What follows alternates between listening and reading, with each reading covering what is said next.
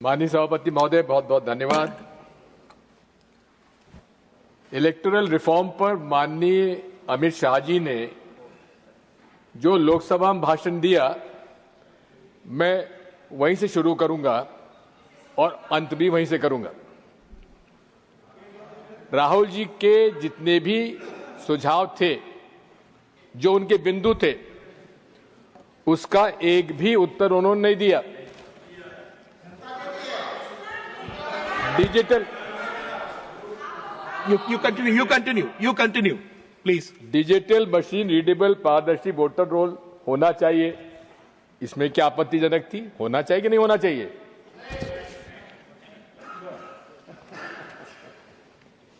EVM के architecture की अब ट्रांसपेरेंट ऑडिट होना चाहिए, इसमें क्या आपत्ति है? कोई जवाब नहीं।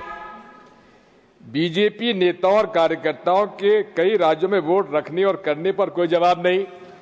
माननीय इसी संसद सदस्य, एक भूतपूर्व संसद सदस्य ने दिल्ली में भी वोट डाला और बिहार में वोट डाल दिया एक साल में, उस पर कोई जवाब नहीं। सीजेआई के चयन प्रक्रिया के बारे में कोई जवाब नहीं। इलेक्शन कमीशन के मेंबर्स की इम्यूनिटी के उस बिंदु पर कोई जवाब नहीं। सीसीटीवी फुटेज न देने के बहाना मना लिया, उस पर कोई जवाब नहीं। और आखिर में उन्होंने कहा कि मैंने रात को भाषण देने के पहले एक रात को मैंने माननीय चुनाव आयोग से पूछा, तुम्हारे पास कोई सुझाव आया कि नहीं आया? उन्होंने कहा कि 2014 से लेकर 2025 तक हमें न किसी पार्टी ने सुझाव दिया, ना कोई प्रस्ताव आया। माननीय सभापति जी, मैंने माननीय सभा हमारे अध्यक्ष जी को 21 पत्र वो की प्रतिलिपि दे रहा हूं, जो सिटीजन्स कमीशन ऑन इलेक्शंस के जस्टिस लोकुर के द्वारा 21 पिटीशन दिए गए चुनाव आयोग को, उनको एक्नॉलेजमेंट तक नहीं हुआ। मैंने खुद ने 24 सितंबर 2023 को माननीय चुनाव आयोग को पत्र लिखा, उसका भी उल्लेख मैं यहां पे दे रहा हूं। तो आपकी इजाजत से मैं सारे ये पत्र जो हैं, जो माननीय चुनाव आयोग को लिखे गए थे, लेकिन माननीय चुनाव आयोग ने माननीय गृह मंत्री जी को गुमराह करके गलत बयानी करवाई, हमें इस बात की आपत्ति है। मैं पूछना चाहता हूं, मैं आपकी इजाजत से मैं सदन के पटल पर रखता हूं। माननीय सभापति महोदय, या तो एक संवैधानिक हमारे चुनाव आयोग माननीय गृह मंत्री जी को गुमराह कर रहा है, या माननीय गृह मंत्री जी हम लोग गुमराह कर रहे हैं।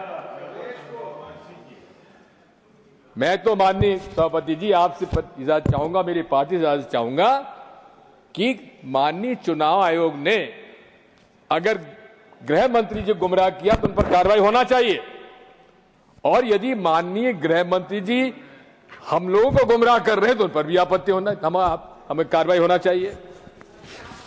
माननीय, मैं तो यहां तक कहता हूं, इंडिया अलायंस के सारे लोगों ने मिलने का समय मांगा चुनाव आयोग से। नीतीश कुमार भी थे उसमें नीतीश कुमार जी के भी दस्तखत थे, जहां साहब नहीं है यहां पर मौजूद, लेकिन उनका समय देने के बजाय पावती तक नहीं मिली हम लोगों को।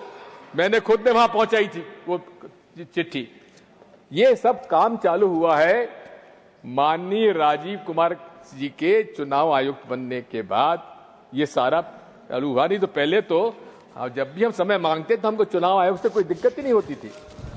मैं आपसे निवेदन करना चाहता हूं कि ये चुनाव आयोग यही नहीं है, जैसा कि राहुल गांधी ने अपने भाषण में कहा था, इस देश में 2014 के बाद जितनी भी संवैधानिक हमारी संस्थाएं हैं, उन पर एक निश्चित विचारधारा के लोगों को बिठाया जा रहा है, वो योग्य हो या अयोग्य हो, और उनको उनके माध्यम से वे यहां पर, मेरा यह आरोप है माननीय सभापति जी, फासिस्ट डिक्टेटरशिप लागू करना चाहते हैं नरेंद्र मोदी जी।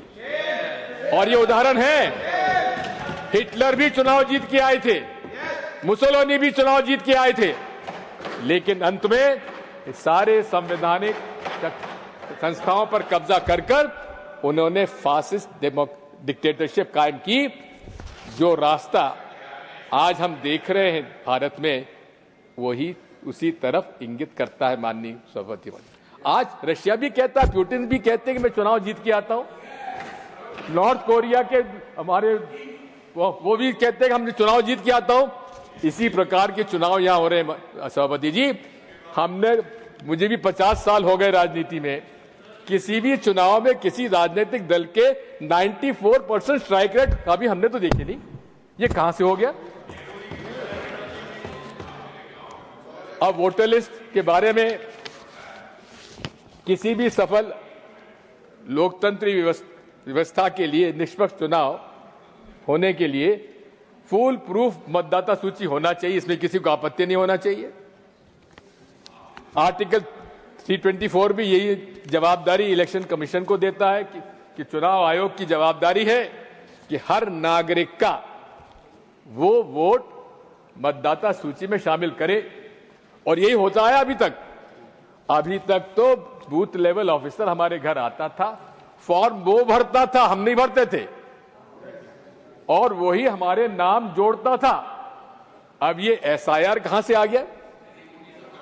हमसे नागरिकता के प्रश्न पूछा जा रहा है, हमारे दादा बाप दादा का पूछा जा रहा है कि इनका मतदाता सूची में नाम था कि नहीं था। अरे कई हमारे ऐसे परिवार है जिन्होंने मैट्रिकुलेशन नहीं किया, ना उनके बाप ने किया, ना दादा ने किया, उनसे मैट्रिकुलेशन का सर्टिफिकेट मांगा जा रहा है। क्या ये उसकी नागरिकता का चयन हो रहा है या मतदाता की सूची बन रही है? मैं आपसे अनुरोध करना चाहता हूं कि just 1 second. You refer to the name of a specific person who is not a member of this house. Okay, fine. Rajiv Kumar sir, पूर्व चुनाव आयोग, brought it to your notice. That's all. इनके पहले के पूर्व के चुनाव आयोग एक्सेप्टेड सर। समरी रिवीजन का जो इशू है, ये भी मैं समझता हूं इसकी आवश्यकता नहीं है। जब हर साल माननीय चुनाव आयोग एक साल में 4 बार समरी रिवीजन करता है, तो फिर एसआईआर की आवश्यकता क्या है? मैं आपसे निवेदन करना चाहता हूं, अब ये एसआईआर का निर्णय भी किसने लिया ये भी मालूम नहीं है। इसके 2 आरटीआई लगे। आरटीआई एक्ट के अंतर्गत 30951, 30952। अंजलि भारद्वाज हमारा एक सिविल सोसाइटी एक्टिविस्ट है, उन्होंने आरटीआई लगाए। एक आरटीआई लगाया कि भाई 2025 का एसआईआर पूरे प्रांतों में करा जा रहा है, उसका कोई फाइल पर आदेश हुआ है कि नहीं हुआ है। लेकिन उसका जवाब क्या आया सीपीओ का, उनका जो अफसर होते हैं इलेक्शन कमीशन के, कि इस प्रकार का कोई हमारे पास फाइल पर आदेश नहीं है एसआईआर 2025 कराने का। फिर उनका दूसरा था, आपने बिहार में एसआईआर कराने का निर्णय जब लिया तो क्या उसमें आपने कोई इसमें आदेश किया है? फाइल पर कोई आदेश नहीं हुआ। मैं निवेदन करना चाहता हूं कि अब वोट चोरी की बात है, वोट चोरी की बात सामने है, चारों तरफ हमको देख ही रहे। कर्नाटक, हरियाणा, महाराष्ट्र में अनेक प्रमाण राहुल गांधी जी ने दिए। अब ये भी एक चिंता का विषय है कि एक व्यक्ति के 3-3, 4-4 जगह 25-25, 50-50 जगह नाम जुड़े हुए हैं। बड़ी आसानी से डुप्लीकेशन सॉफ्टवेयर के उपयोग से आप 1 मिनट में सारे नाम पता लगा ले। लेकिन जब ये बात सामने आई तो माननीय चुनाव आयोग को संज्ञान में लेने के बजाय उन्होंने डुप्लीकेशन सॉफ्टवेयर का उपयोग करना ही बंद कर दिया। आखिर ये पक्षपात नहीं तो और क्या है? माननीय सभापति महोदय, मैं सुझाव देना चाहता हूं। अभी तो क्या है कि जिस दिन चुनाव की घोषणा हुई उसके बाद वोटर लिस्ट उम्मीदवार को दी जाती है, लेकिन प्रिसाइडिंग ऑफिसर को जिस दिन वोटिंग होता है उस दिन अलग लिस्ट दी जाती है, जिसको वोटर लिस्ट के अलग मिलती है।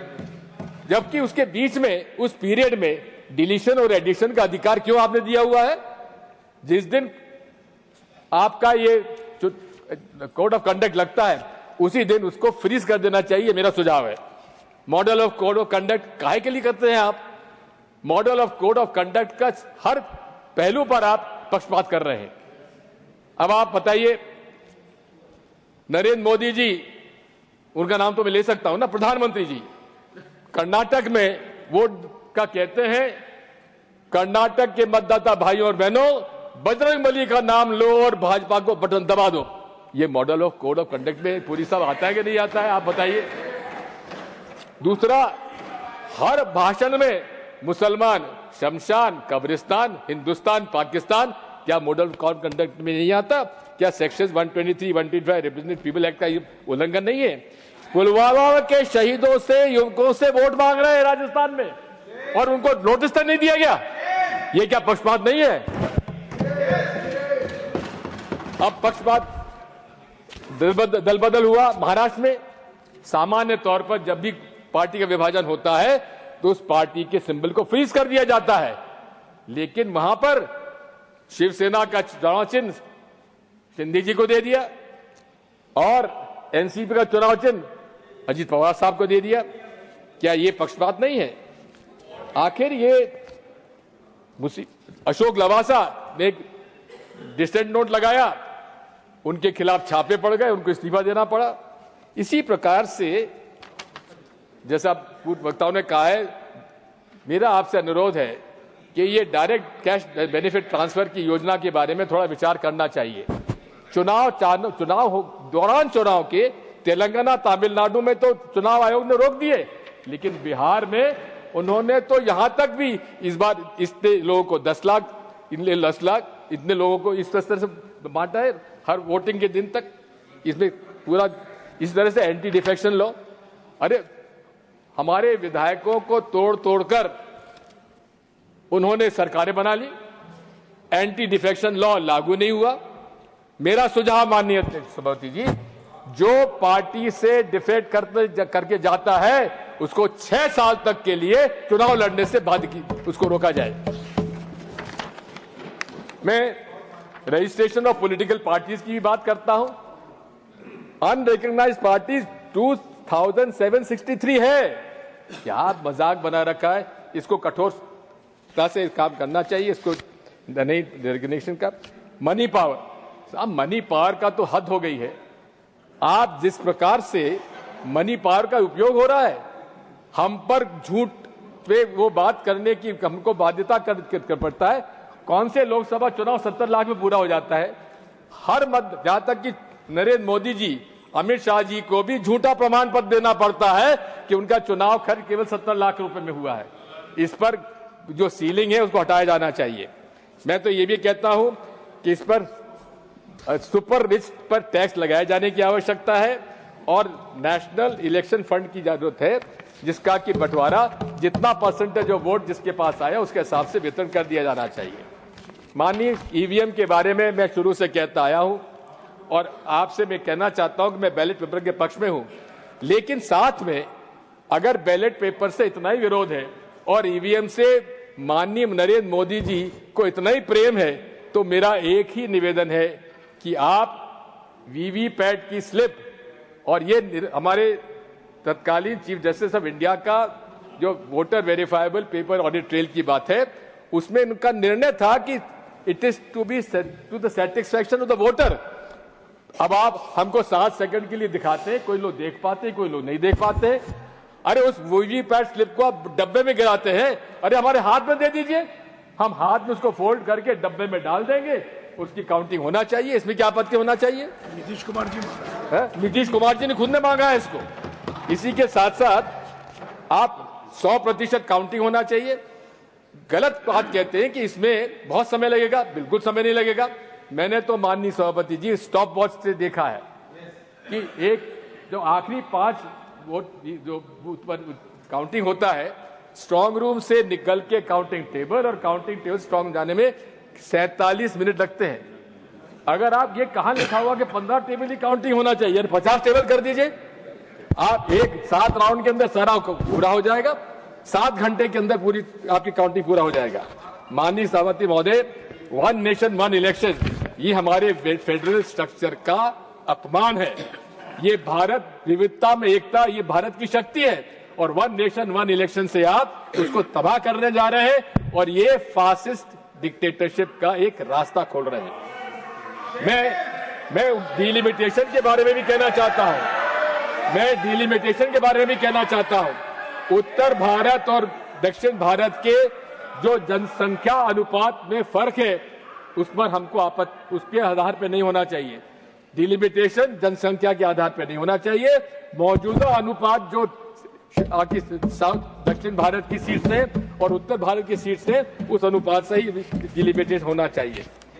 अंत में माननीय सभापति महोदय, मैंने आपसे अनुरोध किया था कि मैं माननीय अमित शाह जी के भाषण से समाप्त करूंगा, इसलिए मुझे 2 मिनट का समय दे दीजिए। वैसे मेरे पास अभी 1.5 मिनट है।